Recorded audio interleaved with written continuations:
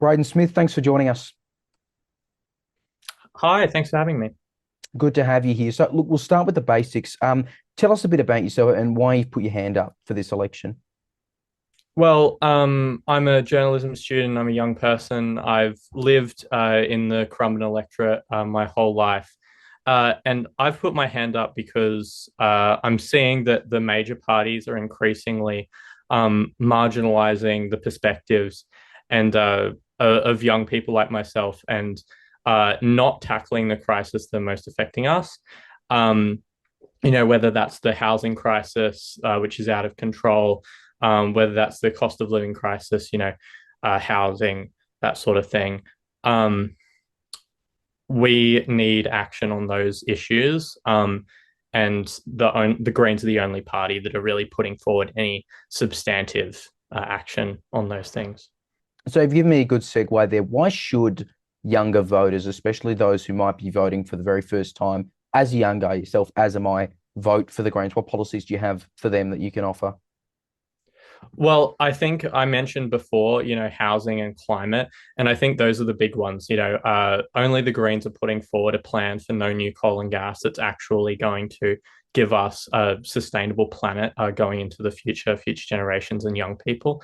Um, you know, uh, then you've got housing. Only the Greens are putting forward substantive plans around rent freezes, around public housing, and all of these things that are going to actually fix the housing crisis, fix the climate crisis, and avert further disaster that's going to disproportionately impact young people. And you give me another good segue there on housing. That is an issue that seems really key. I mean, well, pretty much every election at the moment, but including this Queensland state election. You are on the Gold Coast, known for its high rises. How do you see housing fitting in as an issue locally? I mean, I think the Gold Coast, the issue of housing stands out more than a lot of other places. I mean, we have seen rents since 2021 on the Gold Coast go up by 40%, which is absolutely massive. We are currently looking at some of the highest rents in the entire country, on par with Sydney as our median rent.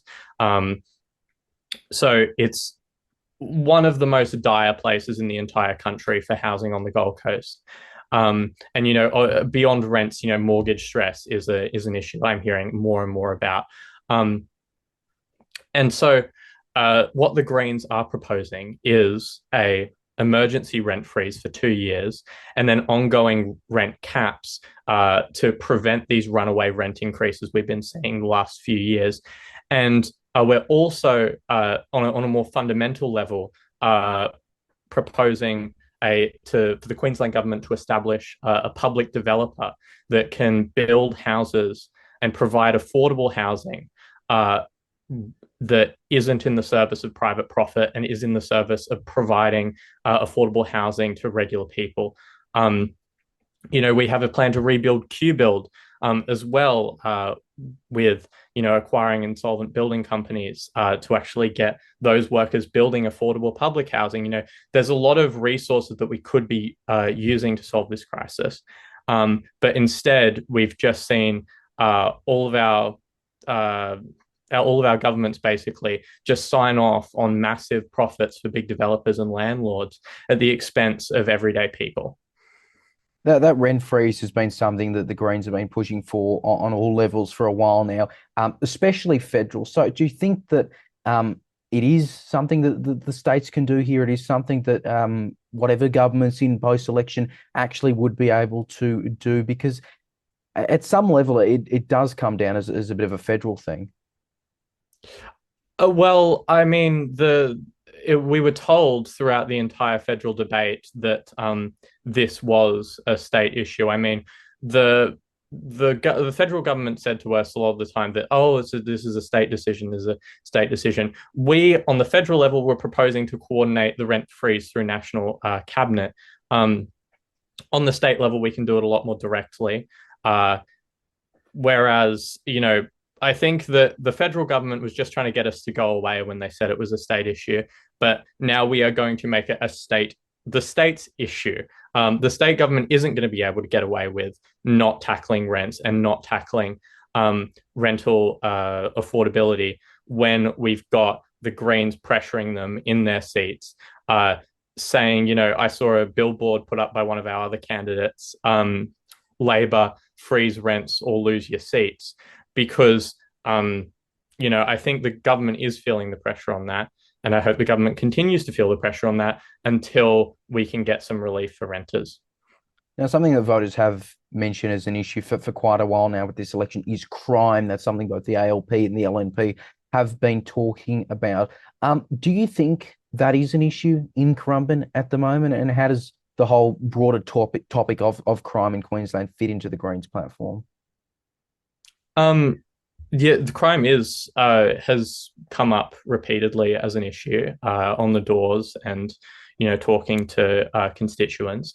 And you are right. This election is being increasingly defined by that issue. Labor and the LNP have been talking about it a lot, but I think it's disappointing that Labor and the LNP have fallen into the same old failed policies that we've been seeing on this issue, on the issue of crime, for years. The LNP, I'm running against the LNP Shadow Minister for Youth Justice, Laura Gerber, and I think it's been particularly bleak to see this fear-mongering rhetoric around youth crime, when in reality, if locking up kids as young as 10, would actually make our communities safer, then Queensland would be the safest state in the country because we lock up more kids than any other state. What the Greens want is evidence-based policies that are actually going to get to the root causes of crime. The LNP and Labor want to go back to these old failed policies because they don't have a plan to actually tackle the root causes of these issues. They don't have a plan for secure and affordable housing. They don't have a plan, to actually solve cost of living, which are the root causes of criminality in a lot of cases, because their corporate donors ultimately won't let them actually implement these solutions. They aren't going to give them money and then allow them to actually solve the cost of living crisis they created. So, oh no, go ahead. Go on. Oh no, you can go. No, it's all yours. Oh, all good. Well, I was just gonna say that only the Greens actually do have those sort of policies that actually can tackle housing and cost of living, and those are policies that do decrease crime, along with early intervention, rehabilitation, diversion, and evidence-based approaches like that. All right, you're helping me out with these segues here because you did mention going on the doors there, and door knocking has been a really key part of the Greens' approach in recent years, especially in Queensland. That's given you that success you had at the 2022 federal election. You did make some increases in Brisbane City Council as well. Is that a similar approach you're taking here, I guess, both in Currumbin and statewide? Definitely. I think door knocking is more integral to our approach beyond just electoral success. I mean, the Greens policies are ultimately, grassroots politics, and staying in touch with the community is an absolutely vital part of how we function as a party, beyond even whether we're winning votes at the doors, which we are, definitely. But it is an extremely important aspect of our politics to stay in touch with communities and stuff like that. But I also think that it does cut through the noise a lot, and that's why we're doing it in Currumbin. I've had some great conversations just in the last couple of days, door knocking in Eleanor. People that haven't thought about the Greens before, haven't thought about our policies, being introduced to a positive vision that's beyond kind of the more petty, more nitpicky or drama focused political news cycle that they're used to hearing, that they just tune out at this point. Door knocking kind of cuts through all of that and can actually connect with people and bring them into political engagement in a way that they're not just going to, tune everything out. All right, just finally, you're putting forward a lot of policies here. Your party is more generally.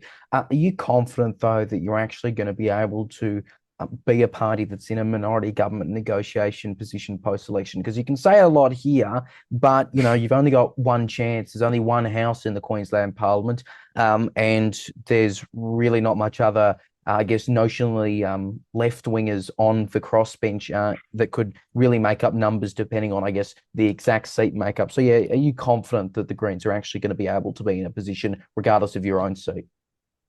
Oh, look, definitely. I think, a lot of the yes or no on this is going to be up to how Labor performs in this election. But I think that we are making a substantial push in a lot of seats, and we have come very close in the past. And with the federal election results, with the council election results, all of it is pointing to massive Greens gains at this election. And if we can get into that balance of power position, I know that we can be effective and we can actually push for better policy. You can look at what we've done at the federal level in the Senate. You can see, we got billions of extra for community housing and affordable housing. But I do want to say, even if we don't get into that balance of power position, as it's looking likely that there will be a lot of LNP swing at this election, even if we don't get into that balance of power position, even if the LNP does get in, I can promise that we will be at the front lines opposing the potential awful LNP government, even outside of that position. I mean, when Labor is taking the same corporate donations that the LNP is, when they're chasing them and adopting the LNP policies on stuff like youth crime, on all sorts of stuff, on dropping the LGBTIQ discrimination bill, that sort of thing. I think that even outside of that position, the Greens are going to be the most effective in opposing an LNP government. We will be the real opposition to their agenda. Going to be a fascinating election to watch. Braden Smith, thanks for your time. Thank you.